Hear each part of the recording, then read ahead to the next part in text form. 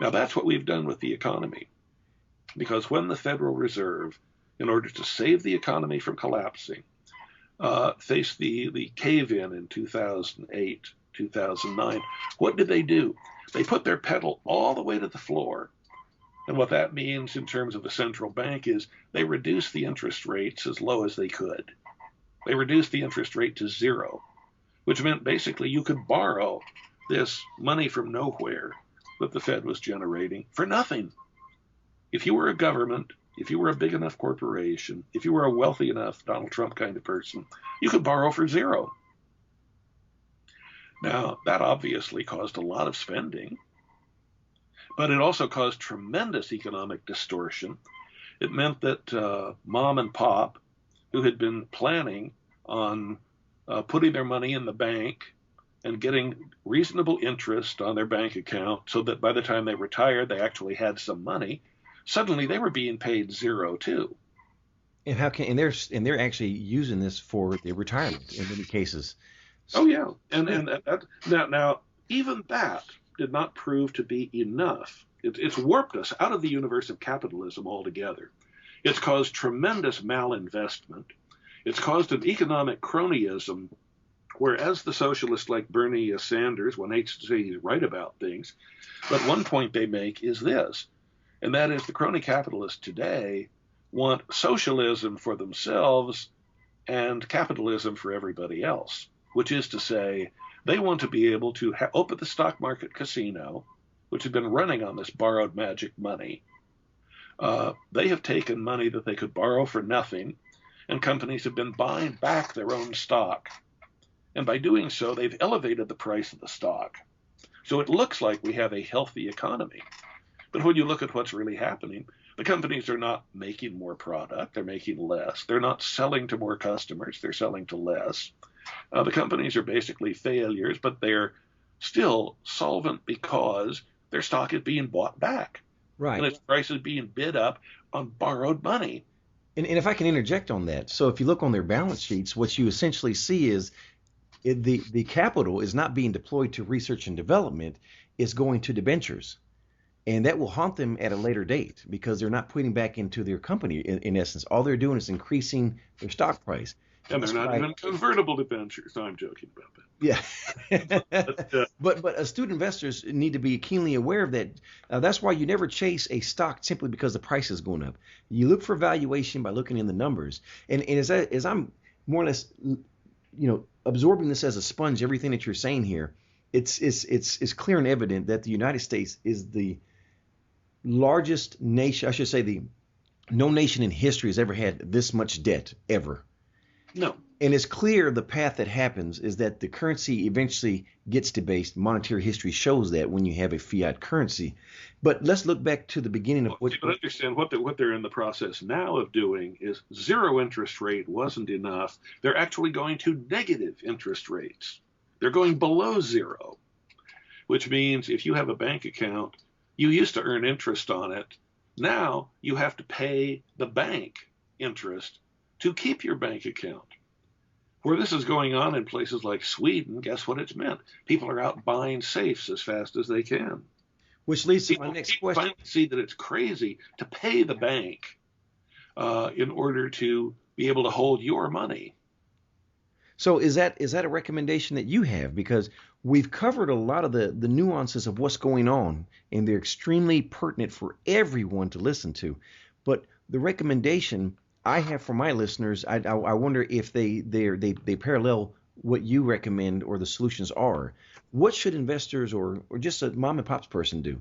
Instead of having their currency there in a savings account, specifically with a zero interest rate or negative interest rate, what is an alternative?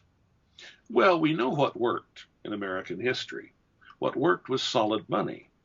What worked was real savings. What worked was genuine investment in serving customers and so on. The more we can do to go back to that, the better we're going to be. And part of going back to that means instead of holding this unreal money, I know people have been rushing to cash in the US dollar for safety. Sooner or later, the laws of economics have to kick in. Right now, as I say, the dollar has become a faith-based currency. which means it holds up as long as people believe in it. And especially a lot of foreigners still do nominally believe in it.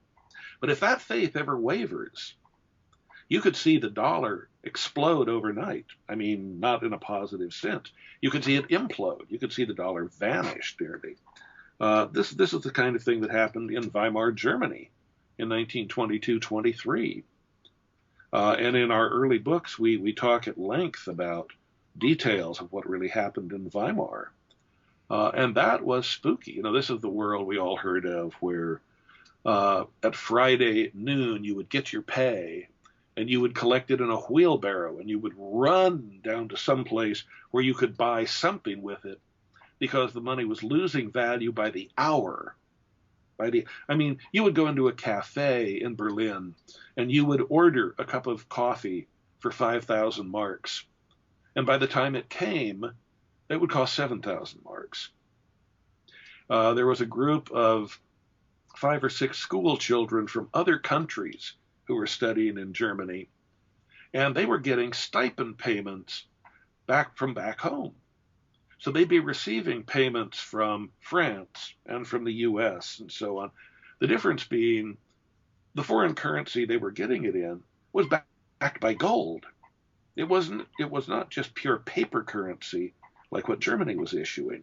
Correct. Germany was issuing money so valueless that in one heartbreaking story, a man went down to a government office and said, "Here is my entire life savings. I have worked for 40 years to save this money. How much is it worth?" And the clerks turned away, embarrassed. They did not want to be the ones to tell him that his entire life savings now could not buy a postage stamp. Yeah, and that's what happened to the money. You know, what's unfortunate is in the United States, we think that that's not germane to us. That happens somewhere else. But this is monetary history. It would behoove the listeners to make the prudent decisions that you're referring to, sir. Well, let me give you an example of what would happen. Yeah. We talked about the potential collapse of a major bank. I mean, like Wells Fargo or whatever.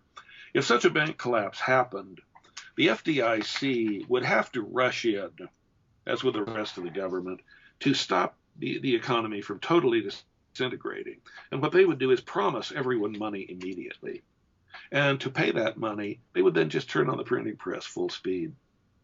In fact, we had an interesting example with President Obama that economists swear actually happened. And that is, he called his economic advisors into the Oval Office one day and said, "I've had this great idea. My aides have shown me that in the Treasury laws, we have the authority to make coins of platinum in whatever denomination and quantity the Secretary of the Treasury specifies." And President Obama smiled at his staff and said, "I think we should mint at least $21 trillion platinum coins to cover their debts." And that was, I believe, in Congress tried to bring that forward. Was that not 2012 and 2013? Two years in a row, if I'm not mistaken. Oh, he's periodically brought this up, but his economic advisors, even Keynesian liberals as they are, looked at him as if he'd gone insane, and as well they should. Because if he actually tried to issue such a coin to cover government debt, the U.S. dollar would lose all credibility in every market around the world instantly. And that illusion of the faith-based currency that still works, it would just go poof.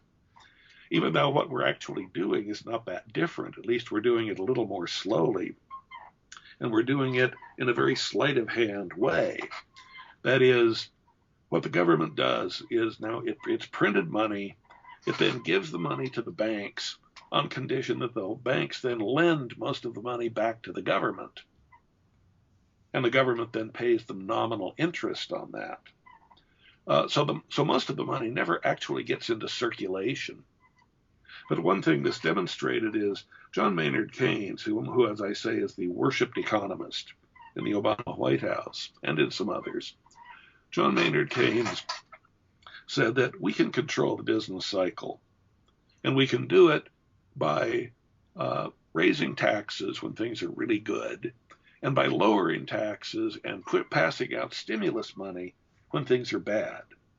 And thereby we take this up and down cycle and we level it out. And so instead of the economy having spring and winter and summer, the economy should just be kept in permanent springtime all the time. And that affects the ecosystem, does it not? Yeah, this is an attempt to influence nature.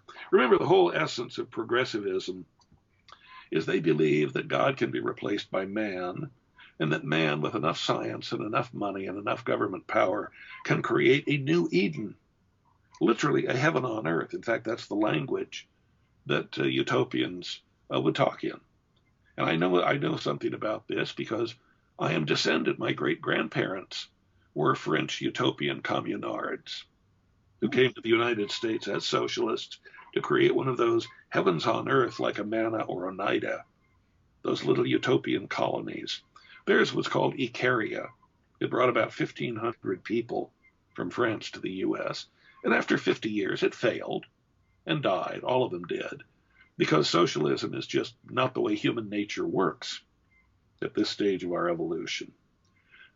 People actually want, as Friedrich Bastiat, the great French philosopher and politician, once put it, government is the great illusion by which everyone tries to get more than he puts in to the system, to live at the expense of everyone else. And that's what socialism is to this day. As Maggie Thatcher purportedly put it, for example, the British Prime Minister, socialism works fine until you run out of other people's money.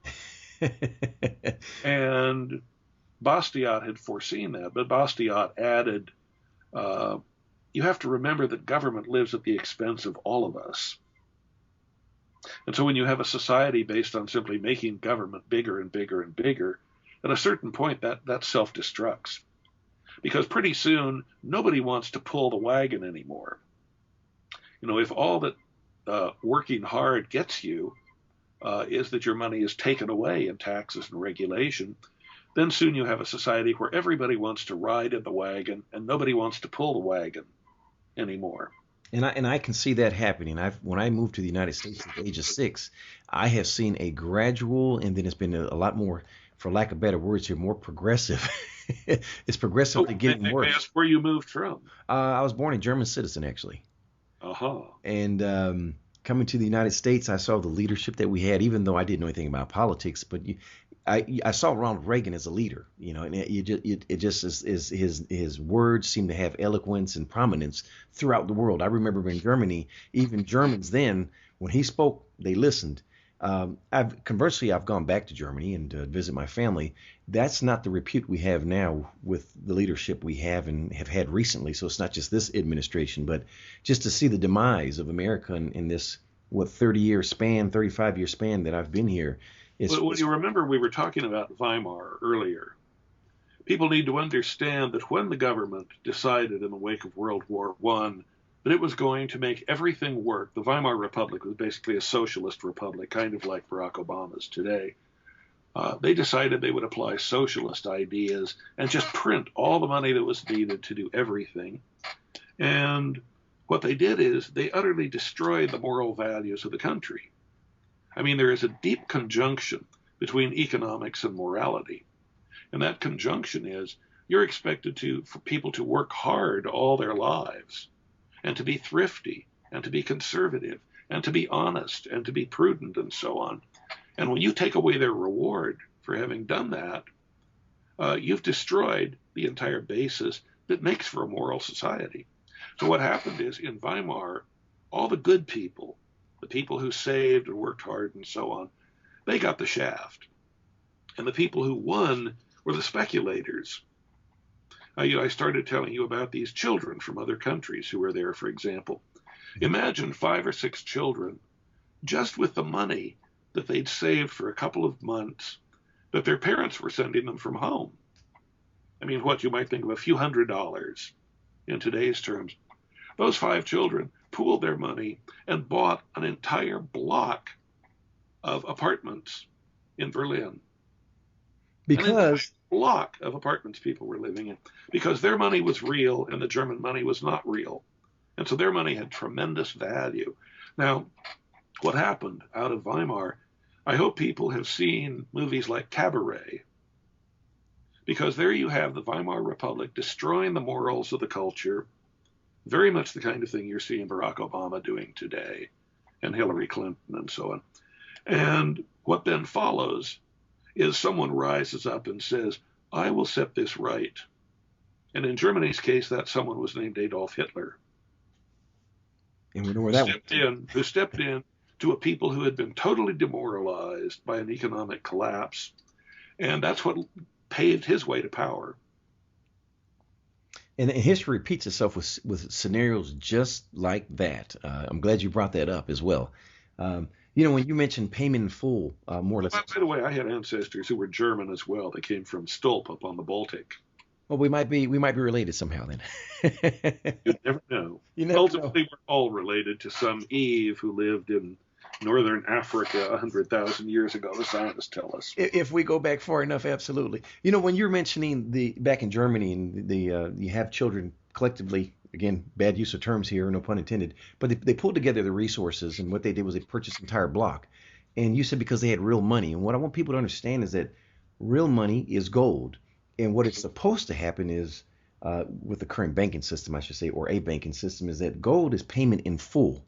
And when you talk about derivatives, the currency should be derived from the gold that the country has or the bank has, but that's not the case here. So again, it behooves investors not to put everything into gold, but absolutely to have gold and silver and have it outside the banking system. So you make some great classic points where this has happened several times, not just once. It's past is prologue. It happens, ladies and gentlemen. So please do take the words of recommendations here by Mr. Ponte. But yes, sir, please go ahead.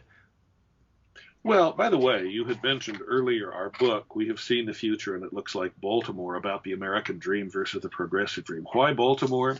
We used it as an example where progressives have ruled for the last 60 years.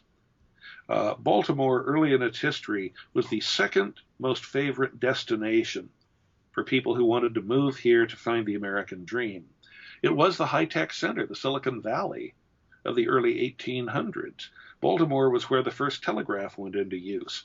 Baltimore was where the first locomotive was built, where the first major railroad, the Baltimore and Ohio, was established in America. It was a center of high technology and success and entrepreneurship and so on. What is it today, after 60 years of progressive rule? It is the heroin capital of the United States. 1 out of every 10 people there is a heroin addict. You saw the riots that occurred in April 2015 in Baltimore, where the mayor of the city, an ardent progressive, said, we also gave those who wish to destroy space to do that as well. And we work very hard to keep that balance. She actually told the police to let the mobs loot the stores. But then she turned to the street gangs of the city, the Crips and the Bloods and the Black Guerrilla family. And she said to them, I'd like you to protect black-owned stores. And so, as the New York Times reported, they did that. In one case, for example, they stood at the door of a black-owned store, and whenever looters came to rob it, they said, no, there's a Chinese-owned store down there, and there's an Arab-American-owned store over there. Go rob them instead. That's so unfortunate.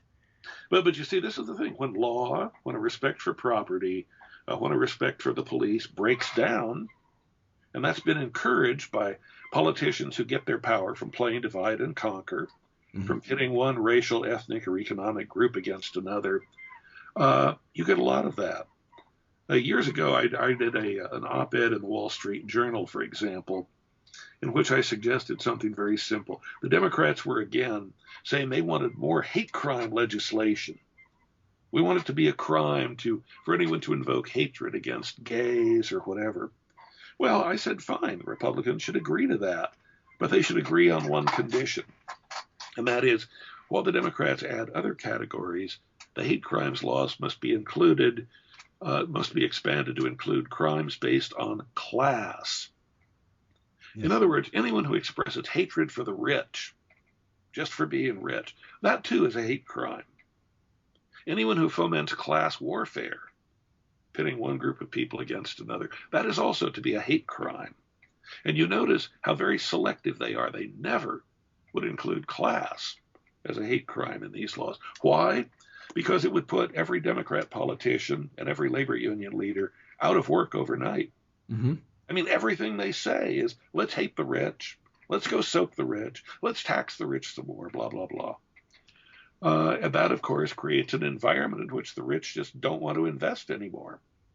Which is a great point you make right there, if I may interject. Well, that's what happened to Baltimore. Well, you can say that about Detroit as well, and Flint and other cities. Another of our books is about Detroit. Yes. We did a book on Detroit called The Great Withdrawal, How the Progressives' 100-Year Debasement of America and the Dollar Ends. Now, that was a few years ago. By the way, if any of your audience would like an absolutely free and post-paid copy of our latest book, We Have Seen the Future and It Looks Like Baltimore, we would be happy to send it to you. There is just tons of fascinating, mind-boggling information in this book, 252 pages. Craig Smith and I, basically this is our little mission from God, if you will. We're trying to arm people with information because we want to save the Republic. We want to protect the Constitution. We want to preserve original American values and the American dream. And we do that by arming people like your audience with information. And so we're happy to give you the book. If you'd like to get it, you just call a toll-free number. By the way, I'm sorry my voice is giving way on me. 1-800-630-1494 is that number. 1-800-630-1494. Or to help remember, think of Columbus sailing the ocean blue in 1492, but not quite. 1-800-630-1494. And just leave your name, number. We'll get back to you. We want you. This is book number 6 in a series of 12 books we're doing. So this way we can inform you of future books in the series, and give you some idea of what books you have already not yet seen. But we've worked very hard. We've done about 1,500 pages of information for people. And there is almost no end to the complexity of how this interweaves. But what happened with the Republican struggle in 1912 that led to Woodrow Wilson's election was truly terrifying in the country. I mean, Woodrow Wilson was nominally a progressive, but he also plunged America into World War I, where we really had no particular interest being. Cost the lives of more than 100,000 American boys. He was a racist. He was a eugenicist. Eugenics, for those who don't know, the progressives believe that their moral authority extends to deciding who should be able to have children and who shouldn't. So progressives, for example, like one of the chief Supreme Court justices, actually said in a ruling, 3 generations of idiots are enough, sterilize her, in a ruling. And a perfectly ordinary woman was forcibly sterilized so that she could have no more children. Woodrow Wilson, who is thought of as a Northern intellectual, so beloved in Harvard and Yale and so on, and who did get his doctorate at Johns Hopkins University in Baltimore. Woodrow Wilson was actually raised with a father who was a Confederate chaplain. One of his earliest childhood memories was being introduced to Robert E. Lee by his father. His father was also a slave owner. Woodrow Wilson was a great advocate of slavery all his life, exemplified by the fact that the Republicans he replaced in power had integrated the civil service of the U.S. government. Blacks and whites were equal. He undid all that. Woodrow Wilson resegregated the civil service so that blacks had to go to their own restrooms, eat in their own dining rooms, and so on. He was a major advocate of one of the most racist movies in American history, a movie glorifying the Ku Klux Klan. Of course, I have to say, I normally don't bring that much politics into these discussions, But speaking of the Klan, the Democratic Party has been able to carry out the most sophisticated political propaganda, bamboozling or hypnosis, probably seen in the history of the world. They have actually gathered 95% electoral support for Hillary Clinton and Barack Obama from the political party, the Democratic Party, that was the party of the slave owners, that was the political party of the Ku Klux Klan, that was the political party of Jim Crow and Bull Connor. Yeah, and yet they have fooled African Americans into voting against the party of the great emancipator who freed their ancestors and for the party of the slave owners. It is one of the great propaganda coups in all of history. You're preaching to the choir there. By the way, is exactly the same as it was. Yes, that's it favors different races now, but apart from that, it uses the same tactics of racial divide and conquer, pit one race against another, and use that to get your power politically. They still do that right now, just as they did 100 or 200 years ago. Yeah, I'm shaking my head as I'm listening because I don't mind sharing this at all. I'm a libertarian, and I express my views, and I share. What a coincidence! I too am. And I share my views with both sides, and they look at me and they can't figure out, well, what are you? First of all, I'm a minority, and then I share my views, and like, well, wait a minute, so you're a Republican? No, I'm not a Republican. And then again, I share my views and make the distinctions. And you discuss Woodrow Wilson. One of the biggest things I always hear, specifically right now, is germane to the discussion politics, is when you look in the Constitution again, one thing that you don't see is the IRS. And the IRS was started essentially because of Woodrow Wilson. And if you want to know what your largest expense in life is, it's right there. It's taxes. It's not a home. It is taxes. And you see the theft. I would love to have my gross income mirror my net income. But the reason it doesn't, it has to do with exactly what you're referring to. It's the progressive ideology, the dogma, and people buying into it. And they're not contributing as much as they're receiving. And here you have the demise of a wonderful, wonderful country. How can we get it back?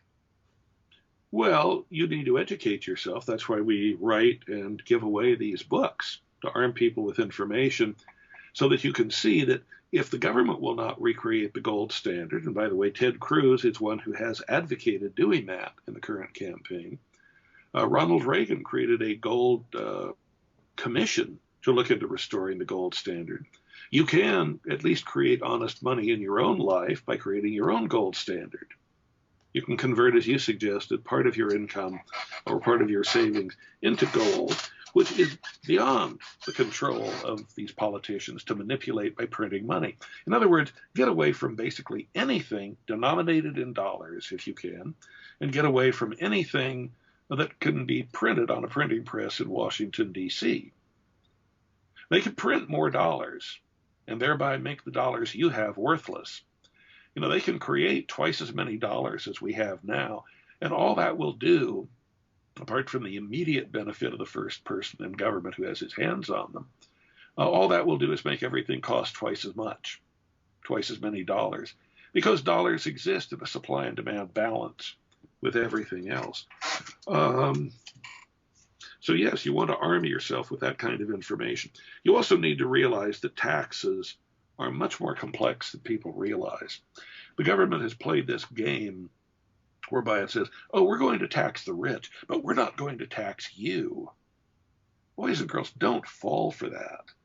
I mean, what happens to the rich when they're taxed? The rich are the people who own the companies. What do? They just add that as an expense of doing business. Mm-hmm.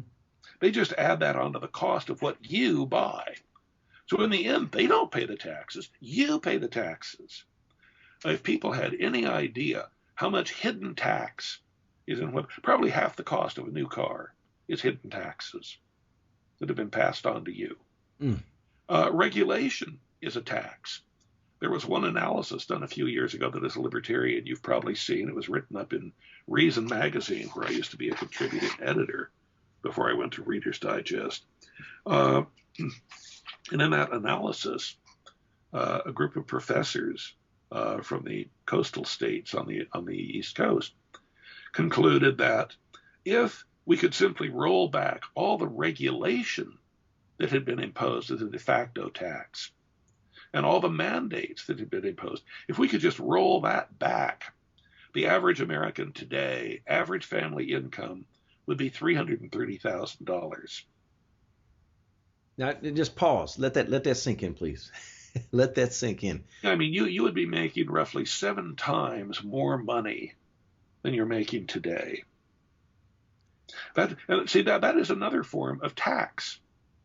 Inflation, as we said, the government printing money is another form of tax. You know, you're paid a certain amount of money, and then the money is stolen back from you by the government printing more money off the printing press. And as Ludwig von Mises once famously said, only a government could take 2 inherently valuable commodities like paper and ink, and by combining them in a particular way, make them both worthless. I'm stunned that we as a nation don't make each other aware of it and then advocate a position against it. You know, again, you mentioned taxes and theft. It's funny, if I took your laptop computer, sir, you would call the police and I would get arrested. But the government comes and takes your laptop computer, it's called taxes. In either situation, guess what? You no longer have your laptop. Or you never are able to get a laptop to begin with. And that's even worse. I mean, the problem is we had a system, this is what's so frustrating, we had a system that worked beautifully here. We had a gold standard, honest money, small government, low taxes. We had no income tax at all in the country. Well, actually, the first income tax came under Abraham Lincoln. But then Abraham Lincoln also, interestingly, as I like to say, when he became president, 1 out of 7 Americans was a slave. By the time he was done, and part of what he did was to impose military conscription on people of the country. By the time he was done, we were all slaves. That's correct. He set the pattern that big government has pursued pretty much ever since. So what we need to do, obviously, is ask, do we really need this big government? Do people who, well, as I say, what's been done systematically is the public has been infantilized so that we could have a paternalistic government. The government is the parent. This is something de Tocqueville wrote about. By the way, you'll also find our books to be a tremendous source of interesting quotes. So we quote the passage that de Tocqueville, the French traveler here, wrote in 1835, predicting that what we would eventually see is the government by a series of tiny little rules that eventually gave it total control over everybody. We all get tied up in the red tape and so on of those rules. We would be turned into a nation of obedient farm animals by the government. Not by some mass open enslavement, but just by thousands and thousands of little bureaucrats and rules and so on. And it's happened. Look around you. Yes. So you cannot go very far on a nation made up of children. And that's what's been systematically created. We have nearly half the population now with their hand out as guinea pigs, just expecting the government to take care of them. They no longer care for themselves. They no longer take responsibility for their own lives, but they expect the government to rob us in their behalf and to give them what others have earned. A society can't go on for a long time like that. No, and the progressive just spirals down. Right, and the progressive agenda is always stating that the rich are greedy, but the first cure for greed is to give. So someone who's rich, they didn't just wake up one day and say, I want to be rich. How did they accumulate that? And it's not because it was inherited. Most millionaires are first generation millionaires. So it would behoove anyone with that ideology to say, how did they get that wealth? They either had to provide a product or a service, and then they also provide employment. So they're giving. But if they kept it in the bank, the counter argument I hear is that, well, they keep it on the bank. Well, what does the bank do? They provide fractional reserve banking from that large deposit and give you loans so you can get a car and you can get a house. So before you say that the rich are greedy, please think of the entire narrative before you act in a way that will just magnify your ignorance, I should say. Yeah, in our Balitimore book that people can get absolutely free just by calling 1-800-630-1494, we quote Joseph Sobran, saying politicians never accuse you of greed for wanting other people's money, only for wanting to keep your own money. Oh, It's just full of wonderful quotes like that. Harry Brown, for example, a libertarian hero, an old friend of mine. I want a government small enough to fit inside the Constitution. that'd be perfect. So it's a great source Uh, of wisdom and fascinating thought, of history, ideas. How many people realize, for example, that the same Justice Taney from Baltimore, who handed down the Dred Scott, the notorious Dred Scott decision in American history, and who was attacked by Abraham Lincoln, how many realized that he was married to the sister of Francis Scott Key, who wrote the national anthem? hmm. How many people realize that the grandson of Francis Scott Key was jailed by Abraham Lincoln for criticizing the Union government? I mean, it's a fascinating history, and you get all kinds of amazing insights from this book, which is why we love doing them. Well, Mr. Ponte, if I may, listeners, please do take advantage of this. You're having an opportunity to receive a jewel. There's so much wisdom in there. And it's again, as I pointed out in the beginning of this discussion, it's empirical evidence. It's facts. It's not just someone just throwing out an argument that isn't there, but it's factual information, and it gives you conclusive evidence to everything that he's discussing, that we've discussed today. But then it gives you solutions, and that's the most important thing that you must take advantage of. Is you can have knowledge, but if you don't take the action, then there's no wisdom. So do take advantage of that, the free books. And if I may, if someone wanted to get more information just from your work, do you have a website, sir? The book has a website. Okay. I want to say the book's website, if I remember it. Let me look. Is thefuturelooksLikeBaltimore.com. There it is. I knew it was some fraction of that title. A quote from Benjamin Franklin to ponder. Make yourselves sheep and the wolves will eat you. Well, the essence of progressivism is to turn us into sheep, to turn us into those domesticated animals. It's sad, and isn't it a slight occurrence here as well that essentially the world of academia has been swallowed up by progressives. So you have this just the our current generations, last 3 or 4 generations that come out of the world of academia, specifically, I would say in their colleges. Look at how they think and how they respond to. And look at how they tell you that they are subject to microaggressions, and they must never be forced to listen to any idea different from what they already believe. How they want to silence everyone on campus who has those different ideas. In fact, the Attorney General, only yesterday as we taped this interview, acknowledged that she had indeed been considering whether she could sue companies that held skepticism about global warming, that it should be made a civil and perhaps criminal crime simply to question global warming. I mean, this is progressivism. This is ideas imposed. But I do have to say, on college campuses, even though the children there have been infantilized, it fascinates me that in simple market logic, an earlier generation would have seen what they were doing at Mizzou, at the University of Missouri, for example, disrupting the campus, physically threatening students who would not conform to the politically correct line, and so on. And do they not understand that in a year or 2 or 3, they're going to take that college degree that they borrowed $27,000 or more in student loans to get, and they're going to go to an employer, and they're going to stand next to 3 or 4 other people applying for the same job, and they're going to say, my degree is from the University of Missouri, and the employer is going to look at them and say, oh yeah, that university that preaches hatred for capitalism and social disruption. Mm-hmm. In other words, they've destroyed the value of their own college degree by their idiocy. And by the way, applications for students there, I understand, are now down by 20%, because a lot of kids realize the value of that college degree at that campus has been made almost worthless by these student protests. Yes. I do want to say, though, at university campuses, they do practice diversity. Yes, they do. So the diversity, for example, in their faculty is they have teaching on campus a black Marxist, a lesbian Marxist, a transsexual Marxist, a Hispanic Marxist, and so on.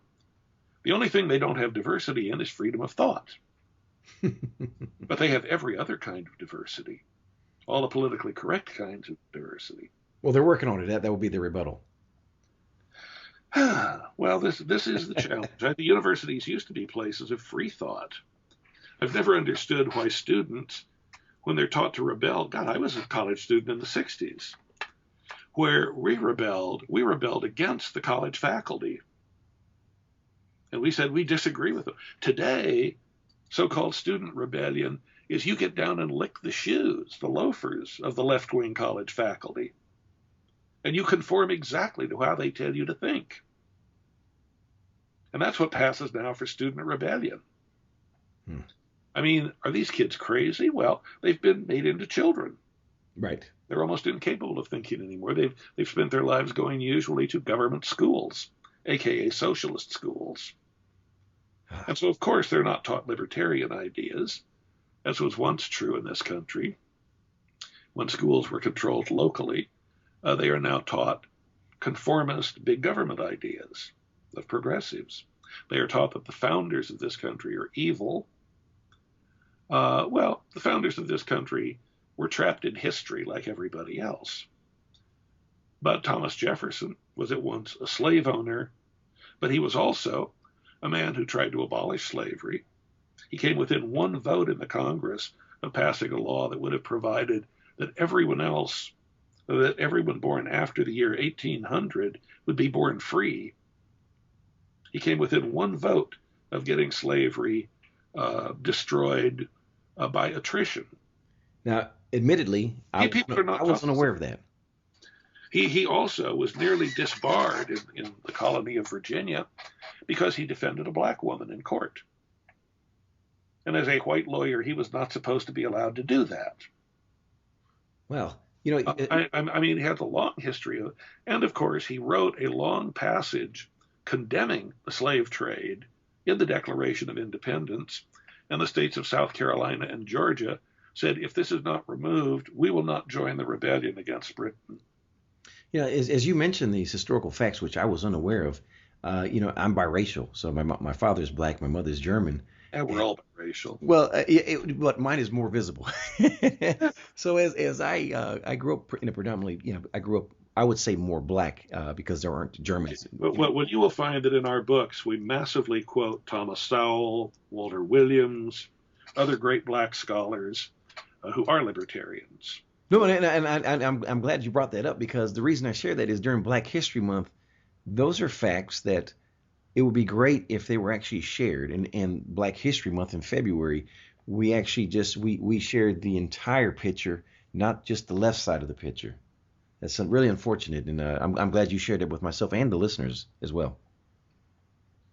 Well, I mean, there is so much to learn. But the point of libertarianism, Ayn Rand, and I am not necessarily a great Ayn Rand worshiper, but she created some of the most brilliant verbal formulations that anyone has ever done on certain libertarian issues, including her recognition that if you are a libertarian or an objectivist, you by definition cannot be a racist. Because just like progressivism, racism is also a collectivist philosophy. It's a philosophy that rejects individuals and views people only as members of groups. We heard recently, for example, Donald Trump accused of being endorsed by David Duke. Well, this is interesting. I once interviewed David Duke on my national radio show long ago. And I remember asking him, have you ever known any black people who were smarter than you are? And Duke quite honestly said, yeah, I once knew a black man who was smarter than I was at mathematics, and another who was smarter than I was at physics. And I then said, well, then why do you persecute them? And what was his answer? I mean, quality is not embodied in groups. Quality is embodied in individuals. So if a so-called race, which I don't even think exists, if you can find one person who is a genius at something, and God knows there have been millions of black geniuses of one kind or another in American history, Mm-hmm. uh, that's all the justification people need, and so they should be honored as individuals, of course. But people should not be viewed as members of groups. That dehumanizes them as individuals. It does. And Ayn Rand did a brilliant articulation of how people need to learn to think that way and not be tricked into these gimmicks that politicians have used ever since the Roman Empire to play divide and conquer. By the way, the Roman Empire, oddly enough, was not particularly racist. They find that in the British, for example, about 1% of blue-eyed, blonde-haired British subjects have distinctive African genes in their DNA. And the reason for that is that the Roman legions were completely integrated.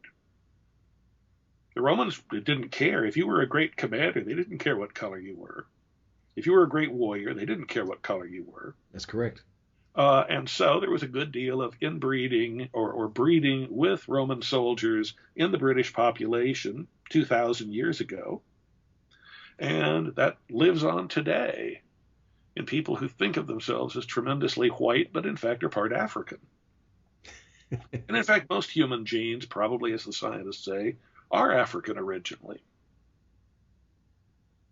Yeah, it's just, but it's funny. We look at a person's skin tone and their eyes and their hair texture, and we do group them. It's unfortunate, but you realize that it is true. We're all interrelated, integrated in if we go down the path of genealogy. Absolutely correct. Well, you see, the challenge is politicians want to make us small so that they can be big. And that's why they do these divide and conquer group politics things. They try to balkanize the culture. We were supposed to be a culture here where the individuals were big and the government was small. That's not the case today. That's what we need to get back to. Yes.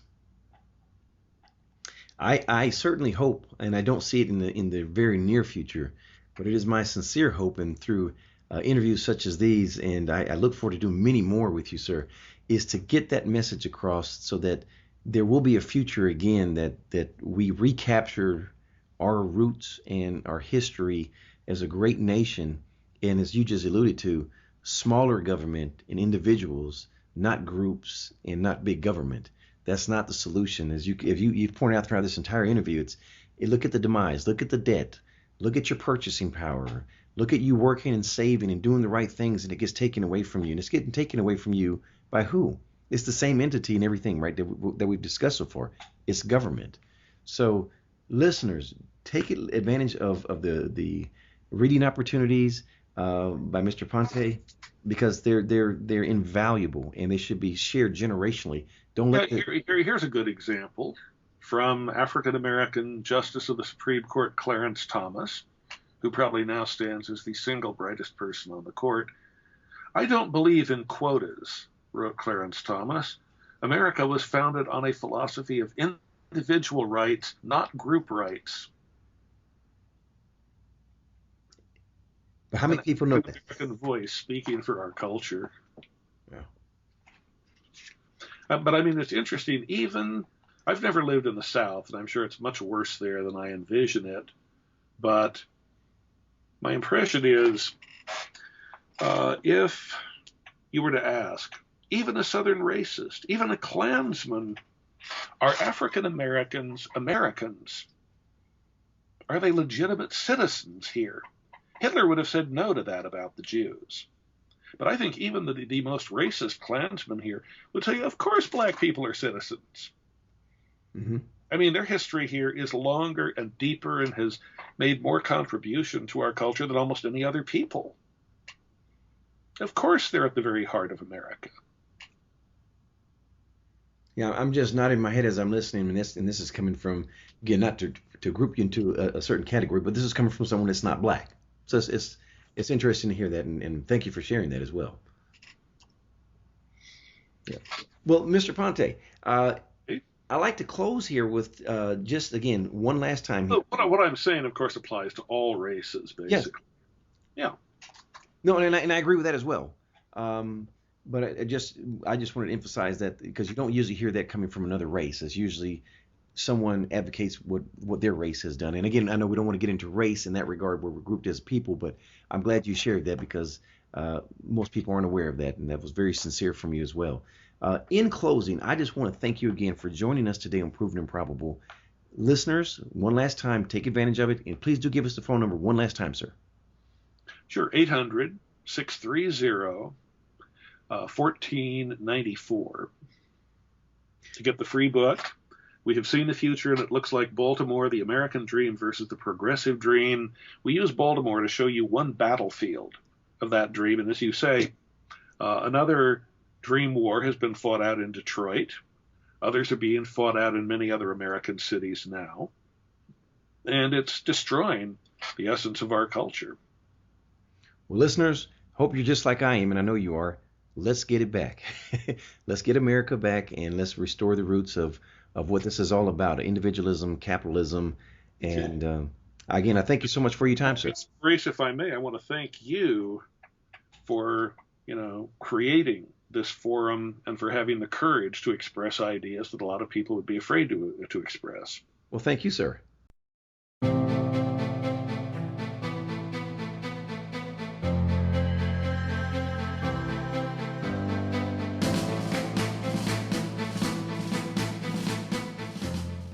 The information presented on Proven Improbable is provided for educational and informational purposes only, without any express or implied warranty of any kind, including warranties of accuracy, completeness, or fitness for any particular purpose. The information is not intended to be and does not constitute financial, investment, or trading advice, or any other advice. You should not make any financial, investment, or trading decision based on any of the information presented without first undertaking independent due diligence and consultation with a professional broker or competent financial advisor.